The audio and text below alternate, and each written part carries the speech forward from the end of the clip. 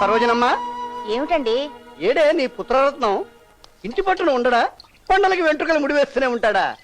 ఏదో వాడి తంటాలు వాడు పడుతున్నాడు. ఏమిటండి మీరు కూడాను వాడిని ఎప్పుడూ శత్రువా? ఏంట్రా నువ్వు మీ నాన్నలాగా జడుచుకుంటావు? అందుకే మా అమ్మ అంటే మనకి చాలా ఇష్టం. ఎప్పుడు మన పార్టీ. ఇదిగో ఈ రోజు కావాల్సిన వెజిటబుల్స్, ఈ వారానికి కావాల్సిన రేషన్. ఏమిట్రా ఈ నీ శ్వాసన? అవ్వా, నీటైన మాస్టారింటికి నీచు తెస్తానా? పొద్దున్నుంచి ఫిషింగ్ హార్బర్ లో 10 బస్తాలు రొయ్యలు మోసాం. దాని ఫలితమే సంచిలో ఈ రేషన్, ఒంటి మీద ఈ వాసన్. ముందు నువ్వు కానివరా. నా చేతో తినమ్మా. అబ్బా తినరా. ఏంటమ్మా ఇన్నాళ్ళు నీ చేతో పెట్టావు? ఇది నా మొదటి సంపాదన, నువ్వు తినాల్సిందే. ఏంట్రా అలా ఉన్నావు? నిన్ను అందలా లెక్కించాలని, పెద్ద పెద్ద బంగాళాలో ఉంచాలని ఏదేదో అనుకున్నాను, కానీ ఏదీ జరగలేదు. నేను కావాలని అడిగాను రావని నేను. నీకు అప్పులు వాళ్ళ బెడ తప్పితే అదే 10,000. నా పెడదలు తప్పడానికి నేను ఒక గొప్ప ప్లాన్ వేసానమ్మా. ఇక నుంచి నేను ఫ్రీ. ఏమిట్రా అది? అది తెలియాల్సినప్పుడు తెలుస్తుంది, కానీ నువ్వు కోపం తెచ్చుకోకూడదు. బాలాజీ ఉత్త అమాయకుడు అని అనుకోవాలి.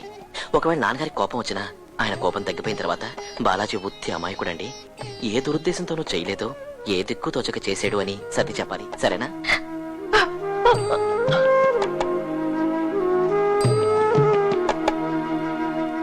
సుజాత గురించి నాకు చాలా బెంగగా ఉందిరా. తన బతుకు ఏమైపోతుందో ఏమోనన్న భయంతో రాత్రులు నాకు నిద్ర కూడా పట్టడం లేదు తెలుసా? ఏమైంది మావయ్య? ఇంకా ఏం కావాలి? వరుసగా మరదలై పుట్టిన పాపానికి నిన్ను తప్ప మరి ఇంకెవరిని కట్టుకోనని మంకు పట్టు కూర్చుంది. ఓ పంచే మావయ్య, సుజాతకి ఏదైనా బయట సంబంధం చూడు. మంచివాడు, నీకు నచ్చిన వాడైతే పెళ్లి చేసేద్దాం. నాన్న నేను చాలాసార్లు చెప్పి చూసాం, అది ఒప్పుకోవడం లేదు. ఇందులో తన తప్పే ఉంది బావా. చిన్నప్పటి నుంచి మొగుడు పిల్లల వరసలు పెంచింది మీరు. అదే బంధంతో మేము పెరిగాం. ఒక్కసారిగా తెంచుకోవాలంటే తనకే కష్టం కదా. ఏమైనా సరే సుజాతను పెళ్లి కొప్పించే బాధ్యత నాది. కాంగ్రెస్ పార్టీ సోనియా గాంధీ, రాజీవ్ గాంధీ, రాహుల్ గాంధీ, మనవరు గాంధీ, మనవరు గాంధీ, బావా ఇలా రా. ప్రియాంక గాంధీ, ఏంటి గాంధీ గాంధీ అని కేకలేంటి? వ్యాపారాలన్నీ అయిపోయాయి, ఇప్పుడు పాలిటిక్స్ లో దిగావా? మొహం, పొలిటికల్ పార్టీలో దూరితే అప్పుల నుంచి తప్పించుకోవచ్చు, అందుకే ఈ టెక్నిక్ వాడాను. అసలు ఫస్ట్ బీజేపీ ఊరేగింపులో దూరాను. వాజ్పేయి జిందాబాద్, అద్వానీ జిందాబాద్, అంబేద్కర్ బొమ్మ దగ్గరకు వచ్చి ఆగిపోయాను. ఆ తర్వాత కాంగ్రెస్ ని క్యాచ్ చేశాను, నువ్వు దాన్ని బ్రేక్ చేసావు. అసలు ఇప్పుడు ఇంటికి వెళ్ళాలంటే ఏ పార్టీ పట్టుకోవాలో ఏంటో, లేదా నేనే సొంత పార్టీ పెట్టాలో ఏమీ అర్థం కావట్లేదు. ఒకటే టెన్షన్, టెన్షన్ మీద టెన్షన్. నువ్వేం టెన్షన్ పడకు, నిన్ను ముసిగేసి నేను తీసుకెళ్తానులే. Thank you. ఇంతకీ ఓ విషయం చెప్పు, ఏంటి ఈ మధ్య నువ్వు నన్ను తప్పించుకొని తిరుగుతున్నావు? మన ఇద్దరం పెళ్లి చేసుకోవడం మీ నాన్నకి ఇష్టం లేదు. ఈ విషయం నాన్న అన్నయ్య చాలా సార్లు చెప్పారు. నేను కూడా వాళ్ళకి నా నిర్ణయం చెప్పాను, నిన్ను తప్ప ఇంకెవరిని చేసుకోనని. చూడు సుజీ, మీ నాన్న చెప్పిన దాంట్లో కూడా న్యాయం ఉంది. నాలాంటి వాడికి తన కూతురించి పెళ్లి చేయడానికి ఏదంటే ఒప్పుకుంటాడు చెప్పు? పీకల దాకా అప్పులు, చేతిలో చెల్లిగా వాస్తు లేదు, సంపాదిస్తానన్న నమ్మకం లేదు. సుడిగాలికి నడివీధులు ఎగురుతున్న చిత్తు కాగితం లాంటి జీవితం నాది. నాలాంటి వాడిని పెళ్లి చేసుకుని ఏం సుఖపడతావు చెప్పు? ఇంతకీ నువ్వు అనేదేంటి? మీ నాన్నకు నచ్చిన వాడిని, మంచి వాడిని చూసి పెళ్లి చేసుకుంటే నాకు తృప్తిగా ఉంటుంది. చూడు బావా, ఎవరెన్ని చెప్పినా నిన్ను తప్ప ఇంకో వ్యక్తిని నా జీవితంలో భర్తగా ఊహించుకోలేను. It's my life decision. చూడు, అన్ని మనం అనుకుంటే జరగవు. మనకిష్టమైనవి దొరకనప్పుడు దొరికిందాన్ని ఇష్టం చేసుకోవడమే లైఫ్ ఫార్ములా. ఇంకో పార్టీ వచ్చేసింది, నేను వెళ్ళాలి. బాగా ఆలోచించు. జై చంద్రబాబు నాయుడుకి, తెలుగు దేశానికి.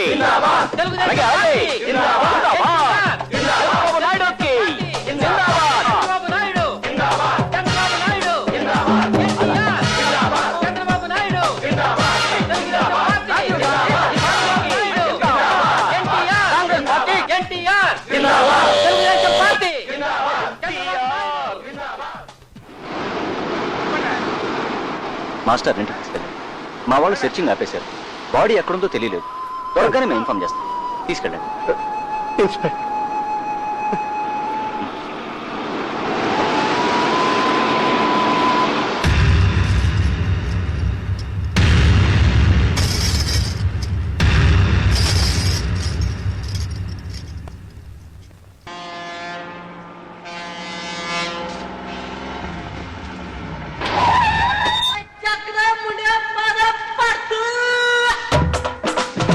అనుకున్నాను గానీ మద్రాసు పక్కన విశాఖపట్నం పెద్దరా. అవునరా, సిక్కని వచ్చాడ్రా.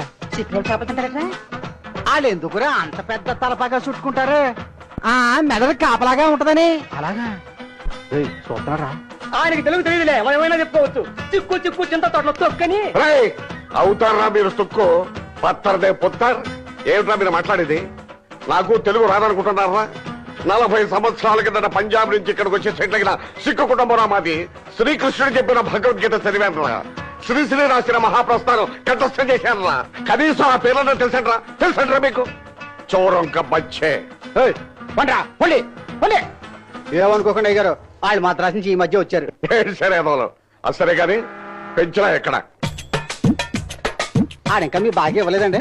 ఇవ్వలేదు, అందుకని వాడిని చంపి సముద్రంలో పడేద్దామని వచ్చాను. అమ్మో సింగు బాకీ వసూలు కోసం వచ్చాడు. దాక్కుంటే బెటర్ బాబోయ్.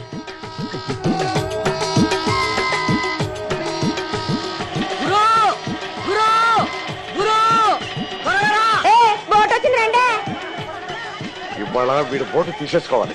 కనపడే చెప్తాను.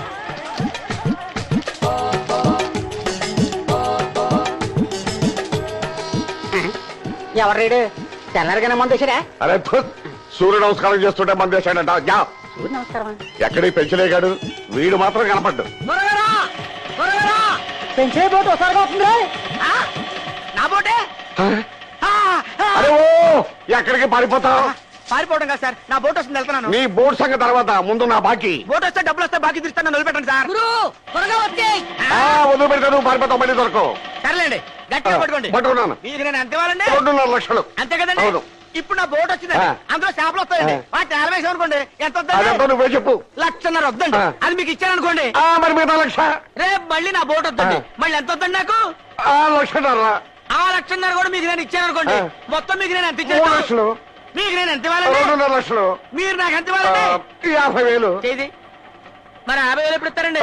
అబ్బా అంటారంటే 50,000 ఎప్పుడు ఇస్తారు చెప్పండి.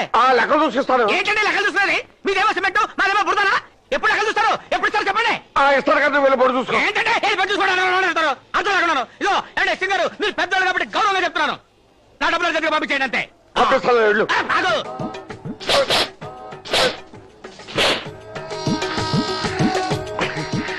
వచ్చేటప్పుడేమో వాడు నాకు బాగా ఉంటాడు, మరి వెళ్ళేటప్పుడేమో నేను వాడు బాగా ఉంటాను.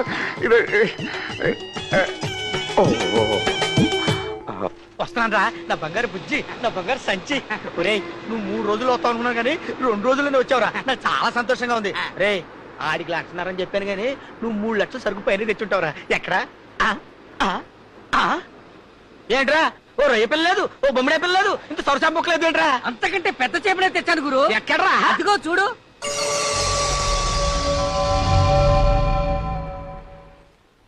ఏంట్రా అది? మత్స్యకన్య కాదు, మత్స్య పుత్రన్. కొంపది 7 కాదు కదా? కాదు గురు, ఊపిరి ఆడుతూనే ఉంది. వల వేశా, ఈడు పడ్డాడు. ఆలస్యమైతే చచ్చిపోతాడేమోనని చేపల వేట ఆపేసి తీసుకొచ్చాను.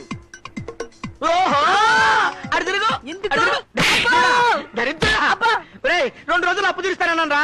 ఇప్పుడు ఆ గడ్డం గాడికి నేను ఏ మొహం పెట్టుకుని సమాధానం చెప్పను. ఏదో ఒకటి చెప్పొచ్చు, నా మాట వినుగురు. ఏంట్రా? వాడి వల్ల చాలా లాభం ఉంది. ఏంట్రా లాభం? నా సంచి. వాడిని త్వరగా ఆసుపత్రికి తీసుకెళ్ళకపోతే వాడు చచ్చిపోతాడు. ఓటులో మనమే చంపేశామని చెప్పి పోలీసులు మనని ఒక్కలో దొరక. నీకు ఉరి, నాకు జన్మ.